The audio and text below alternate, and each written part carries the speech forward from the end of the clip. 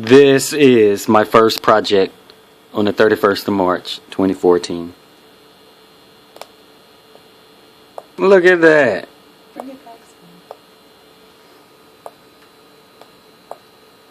And this is the simple code.